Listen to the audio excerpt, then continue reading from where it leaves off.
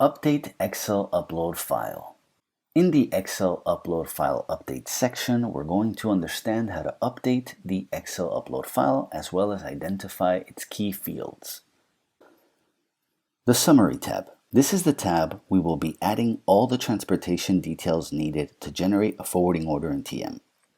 For this demo, we will be populating the COE Air inbound Excel upload file in order to create a forwarding order in TM for an intra-mission movement from Gao to Kinshasa managed by MONUSCO.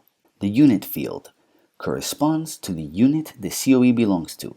For example, BAT, Battalion, AVU, Aviation Unit, FPU, Formed Police Unit. For this demo, we will use AVU.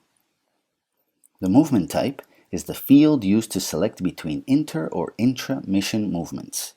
We will use INTRA for this case. TCC is the troops or police contributing country.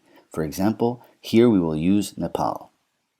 Cargo collection point. In this field, we will add the origin destination. All master data available for the cargo collection point is found in the Reference Location tab.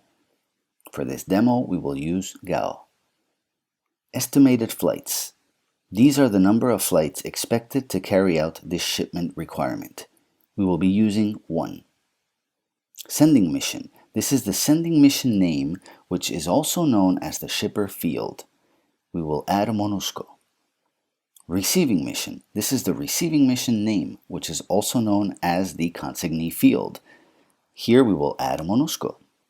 Pickup date. For the pickup date, we can only add present or future dates. For this example, we will be using today's date. Delivery date. For the delivery date, we can only add present or future dates. For this example, we'll be using tomorrow's date. Incoterm. In this field, we will add the corresponding Incoterm for this transportation proposal. This field is linked to the movement type.